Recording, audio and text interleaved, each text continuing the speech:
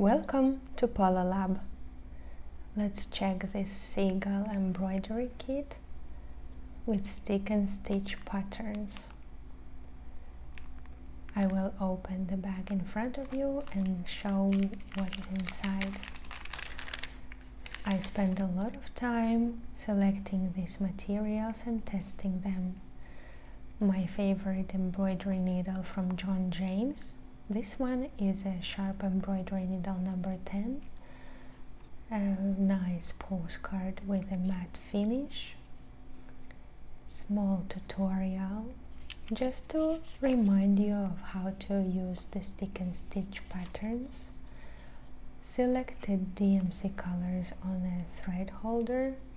I love this thing, and you can see how to use it in my embroidery tutorials on YouTube. And let's get to the patterns. I have two detailed seagulls, set of line work seagulls, a pair which is holding a thread, which reminds me of friendship and helping each other, one single bird and a bunch of flying away birds, and a tiny phrase, "Be free."